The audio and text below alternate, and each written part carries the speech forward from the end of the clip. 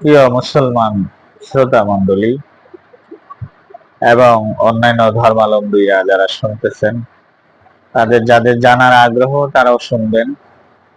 আল্লাহ রাব্বুল আলামিন কোন সময় আমার আপনার দোয়াকে রিটার্ন দেন না, ফেরত দেন না।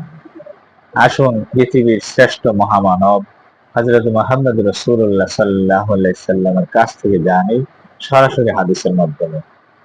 عن انس رضي الله تعالى عنه قال قال رسول الله صلى الله عليه وسلم الدعاء لا يرد بين الاذان والاقامه رواه ابو داود والترمذي وقال حديث حسن।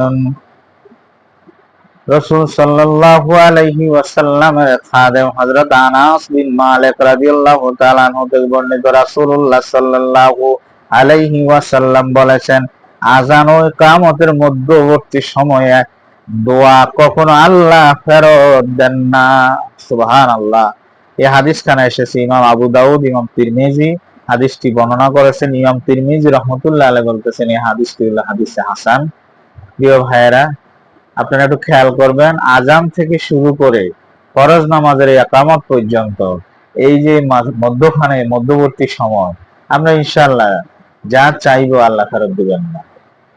এটা কোনো আমার কথা নয়, প্রিয় নবী সাল্লাল্লাহু আলাইহি সাল্লামের কথা, আল্লাহর পেয়ারা হাবিবের কথা, দু জাহানের বাদশার কথা। সমস্ত কিছু উল্টে যাবে, কিন্তু আমার নবীজির কথা উল্টাবে না। ইনশাআল্লাহ আমরা আমল করব। আসসালামু আলাইকুম ওয়া রাহমাতুল্লাহি ওয়া বারাকাতুহু।